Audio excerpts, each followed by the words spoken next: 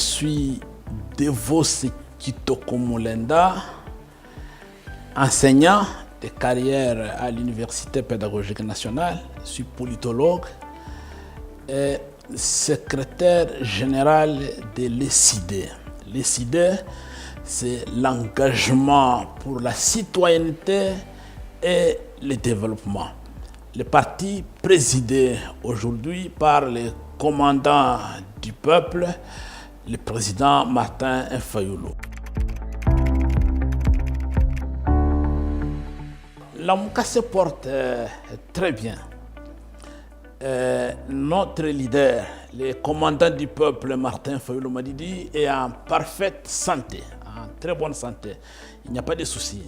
Nous avons décidé depuis un mois que chaque parti membre de la coalition Lamouka devait organiser des réunions de haut niveau. Chez nous à l'ECIDE, nous organisons le Conseil national. C'est le parlement de notre parti. Les assises de ce Conseil national vont se tenir du 1er au 4 mars prochain, donc dans une semaine pratiquement.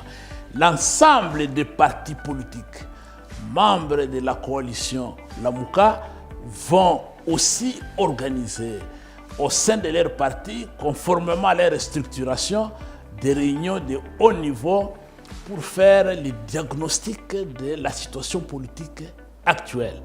À la fin de toutes ces réunions des différents partis politiques membres de la coalition Lamouka, nous aurons la convention de notre plateforme. Et cette convention va définir les grandes lignes politiques de notre combat. Donc soyez patients, c'est dans une semaine pour nous de décider. Et pour d'autres partis, les réunions sont en train de se dérouler. Et après une semaine, le coordonnateur en exercice de la Mouka va signer un communiqué au cours duquel il va déterminer le jour de la convention de la Mouka et vous allez assister et les résolutions seront rendues publiques.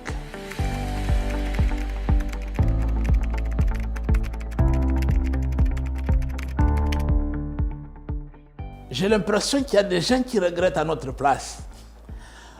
Et ça m'étonne. Nous sommes sereins. Nous sommes très sereins même. Et nous n'avons aucun remords ni regret.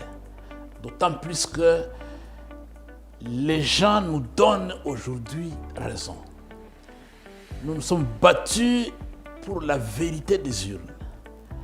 Et nous avons assisté à la délinquance électorale. Nous avons assisté au simulacre d'élection. Et grâce aux efforts de la coalition Lamouka, grâce à l'intelligence stratégique du président élu, le commandant du peuple Martin Fayulu, nous avons mis à nu tous les complots de la planification de la fraude électorale. Et le monde entier nous a donné raison. Donc nous, on ne regrette pas. Nous ne regrettons pas parce que nous avons permis aux Congolaises, aux Congolais, nous avons permis au monde entier, par notre sens élevé de combat, par notre capacité d'analyse, par notre intelligence stratégique, de mettre à nu, de mettre sur la place publique les bêtises que les clans Kadima et tous ceux qui les soutiennent ont planifié et ont organisé. Et là, aujourd'hui, nous sommes fiers à ce stade de constater que le monde entier est informé qu'il n'y a jamais eu élection en RDC. C'est tout simplement un simulacre d'élection, un théâtre électoral, et cette délinquance électorale nous a conduit aujourd'hui au renforcement de la crise de légitimité. Imaginez-vous, 2018, nous assistons à un braquage électoral. Martin Fayulu gagne haut les mains l'élection présidentielle. La victoire du peuple est confisquée. M. Antoine Félix Tshilombo est nommé président de la République. Et Martin Fayulu prend l'engagement d'allumer la flamme du combat pour la vérité des urnes. Depuis le 24 janvier 2019 jusqu'au 30 décembre 2023, nous sommes debout, en train de nous battre nuit et jour contre ce régime de fraudeurs et de jouisseurs, sans repli. Nous étions nombreux dans la coalition Lamuka. Il y a eu beaucoup de nos compatriotes qui étaient avec nous, qui nous ont quittés, qui sont allés dans le gouvernement de l'Union sacrée. Nous sommes restés dehors. On avait toutes les possibilités d'aller comme les autres l'ont fait, lécher les bottes de M. Tshilombo et avoir des ministères pour remplir nos poches. On ne l'a pas fait. Alors, si nous avons tenu tête pendant 5 ans en train de se battre pour la vérité des urnes, il n'y a pas un seul politicien congolais qui a sillonné les provinces de la République démocratique du Congo avant les élections, comme Martin Fayulu, pour expliquer au peuple: vous avez été victime d'un vol, vous devez vous réveiller. Une fois on peut comprendre, la deuxième fois ça sera votre faute. Personne ne l'a fait. Et tout d'un coup, c'est à la veille de ce simulacre d'élection qu'on va se réveiller comme dans un profond sommeil et commencer à débiter des inepties pour dire que Martin Fayulu a touché. On a commencé par 5 millions, après 10 millions, vers 12 millions. Et finalement, nous n'avons même pas compris quel est le dernier montant et qu'on a touché. Non, mon cher ami. Martin Fayulu, c'est un homme politique de valeur. C'est un combattant de la liberté. Un combattant qui se bat jour et nuit pour la souveraineté du peuple congolais. L'article 5 de notre Constitution est clair. La souveraineté appartient au peuple, qui la délègue et la confie à ses représentants, librement désignés. Mais aussi longtemps qu'on continue à fabriquer les résultats des élections dans des bureaux ou dans des machines pour remplacer le véritable vote du peuple et proclamer les jouisseurs, notre combat va continuer. Voilà pourquoi, mon cher ami, je le dis haut et fort, et ceux qui ont les oreilles pour comprendre ont déjà compris. Nous sommes des hommes et des femmes de valeur qui aiment ce pays et qui ont décidé de mener ce combat pour que nous puissions vivre dans la dignité. Nous pouvons vivre la grandeur des repères que nos aïeux nous ont légués. Donc nous ne sommes pas des gens à la recherche de miettes pour remplir nos poches, nourrir nos familles et abandonner le Congo à son triste sort. Jamais.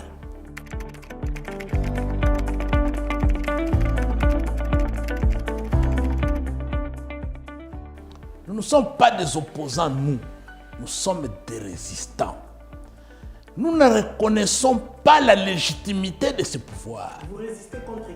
Nous résistons contre ce régime de fraudeurs, ce régime de délinquants électoraux.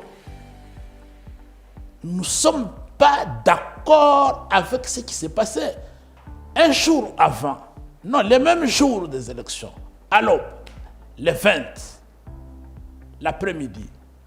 Le commandant du peuple, Martin Fayulu Madidi, ayant reçu les rapports de tous nos délégués de 26 provinces, du chaos électoral auquel on est en train d'assister. Un chaos politiquement, techniquement organisé. Les témoins chassés. Et vous avez les rapports de la CENCO et de l'ECC. Les observateurs chassés. Les machines qui viennent sans être ouvertes en présence de nos témoins des observateurs. déjà les données configurées à l'avance, qui viennent en retard. On attendait des machines à voter à 6 heures pour commencer le vote. Et les machines arrivent à 17 heures, à 15 heures, certains même à 20 heures. Et d'autres ne sont même pas arrivés le 20, sont arrivés le 21 pour continuer le vote jusqu'au 26. Mon cher ami, le commandant du peuple avait pris ses responsabilités en main et nous avons rejeté ces fausses élections, ces simulacres d'élections et les résultats qui en découlaient. Donc nous, on ne reconnaît pas les résultats qui portent M. Tshilombo comme vainqueur de cette élection avec un score à la soviétique.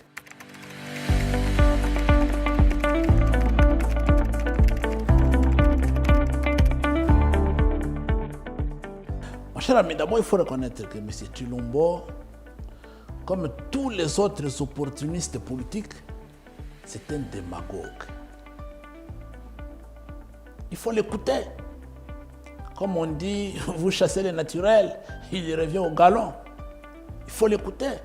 Et tout démagogue, c'est un manipulateur manipulé qui manipule. Et là, il est là comme calculateur. La main est tendue. Oui, nous sommes des Bantous. Dans notre tradition, les discussions, les dialogues, les concertations font partie de notre être. Mais si nous acceptons,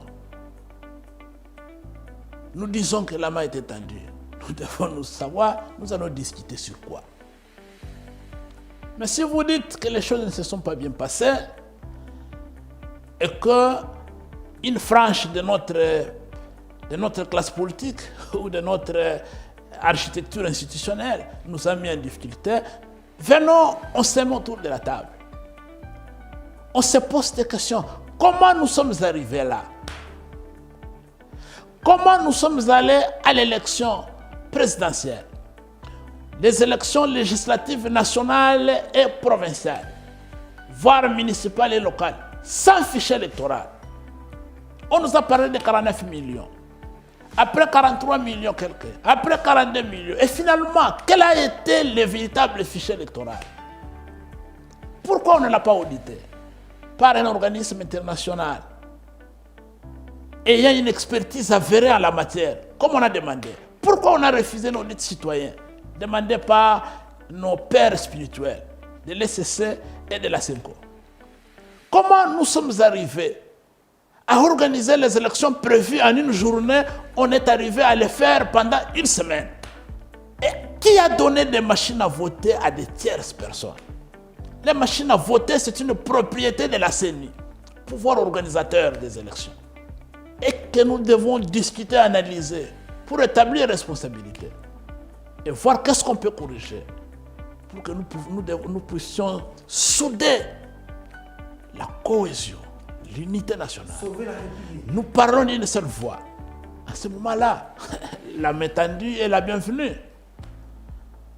Mais si c'est un fraudeur qui vous appelle un vainqueur pour venir l'accompagner à légitimer les fruits de sa fraude, je crois que c'est malhonnête. De travailler pour l'intérêt général. Je pense que c'est malhonnête. Et que nous ne sommes pas, nous, disposés à accompagner une malhonnêteté. On ne parle pas de postes. Parce que si on avait besoin de postes, à la création de l'Union sacrée, en 2022, je crois, on serait là. Parce que tous les partenaires de la coalition Lamuka à l'époque sont allés. Et personne ne les a sanctionnés pour ça.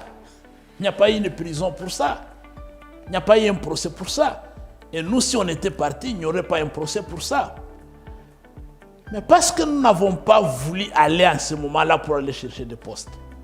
Mais pourquoi aujourd'hui, où les combats pour lesquels nous avons sacrifié 5 années et foulé aux pieds, nous devons maintenant nous renier et aller chercher comme des petits mendiants des postes ministériels en reniant les combats pour lesquels nous avons sacrifié notre temps, notre vie.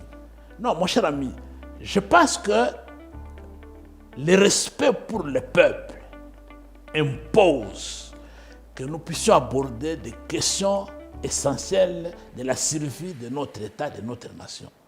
Le poste, c'est rien, mon cher ami.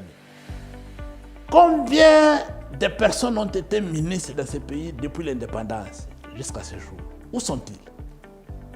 Où sont-elles plutôt, ces personnes?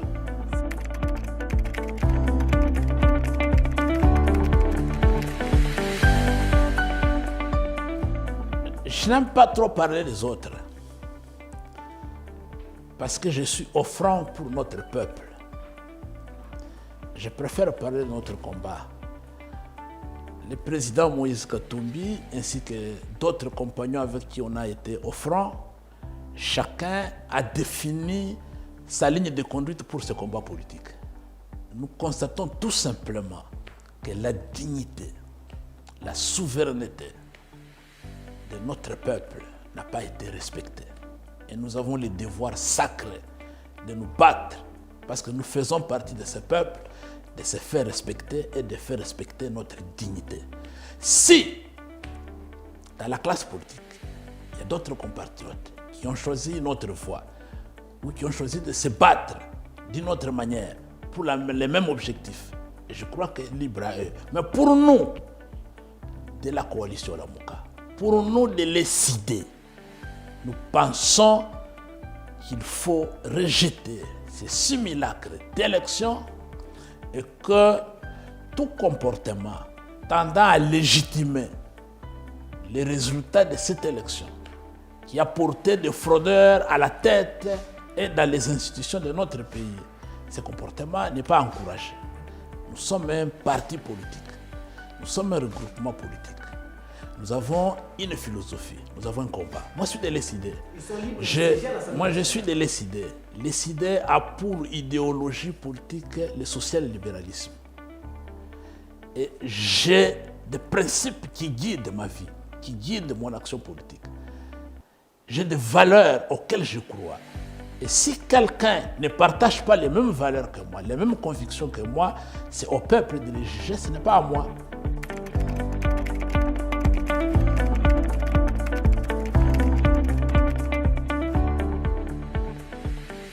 Ce que les étrangers font, c'est une interpellation pour nous.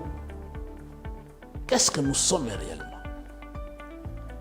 Est-ce que ceux qui sont à la tête du pays, qui côtoient l'Union européenne, qui côtoient les États-Unis, qui ont chanté la diplomatie de très haut niveau, comment ils s'évaluent aujourd'hui vis-à-vis du destin de notre nation? Moi, je vis les gens marcher ici à Kinshasa pour fermer l'ambassade des États-Unis, de la France, de la Grande-Bretagne. Mais quand moi, mon parti, ma coalition politique, Lamuka, nous avons organisé des marches pour demander la fermeture de l'ambassade du Rwanda en RDC, nous avons été tabassés, gazés comme des voleurs de poules. Comment pouvez-vous demander la fermeture de l'ambassade des États-Unis, de la Grande-Bretagne, pendant que vous n'avez pas fermé les frontières avec l'agresseur? Nos frontières sont ouvertes, du nord Kivu au sud Kivu, avec le Rwanda, avec l'Ouganda. Et chaque jour, nous déplorons l'entrée ou les entrées massives des éléments de l'armée rwandaise et ougandaise dans notre pays. Mais les frontières sont ouvertes, vous ne voulez pas, que vous ne contrôlez pas. Vous ne voulez pas qu'ils entrent, pourquoi? Pourquoi nous pouvons laisser aujourd'hui le consul congolais ou l'ambassadeur congolais là-bas au Rwanda, jusqu'aujourd'hui? Il y a des éléments de l'ambassade du Rwanda ici, à Kinshasa. Il faut être sérieux, mon ami. Et les autres partenaires nous regardent. Vous-même, vous déclarez en guerre. Vous dites que les Rwandais nous massacrent. Vous dites que Kagame, tout ça. Mais vous gardez les relations diplomatiques. Et vous voulez fermer les ambassades des pays amis. C'est ridicule, ça. C'est honteux. Les gens ne nous prennent pas au sérieux. C'est la légèreté au sommet de l'État. Voilà pourquoi, quand les gens nous regardent, les gens nous écoutent dans la rhétorique démagogique, aux actions nationalistes de façade, juste pour tromper les masses et avoir la sympathie de la population.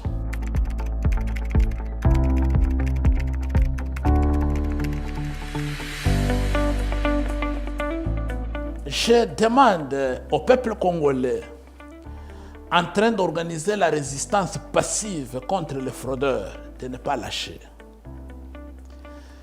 Ceux qui ont fraudé, ceux qui ont fabriqué les résultats avec des machines à voter dans leur maison, leur temps est compté. Nous allons en finir avec eux, c'est pour bientôt. Mais nous devons faire la part des choses. L'agression de notre pays par le Rwanda et l'Ouganda n'est pas à mélanger avec les problèmes internes.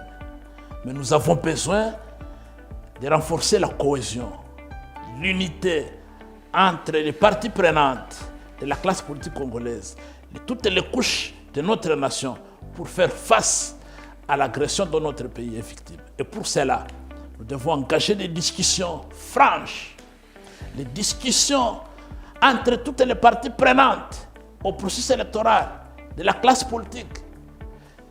Les principales forces significatives sont connues de façon à trouver un consensus sur ce qui nous divise. Il faut juguler la crise de légitimité qui est en train de prendre de l'ampleur et renforcer la cohésion, l'unité nationale qui sont des gages nécessaires pour faire face aux envahisseurs rwandais et ougandais. La guerre, le peuple congolais va la gagner. L'armée congolaise va gagner cette guerre. Nous n'avons jamais perdu une guerre dans l'histoire de la République démocratique du Congo. Tous ceux qui ont tenté de nous diviser ont récolté l'échec. Les Rwandais vont aussi échouer. Mais nous avons besoin de plus d'unité et de cohésion. Et pour cela, on doit discuter. On doit se parler franchement entre nous pour aplanir nos divergences.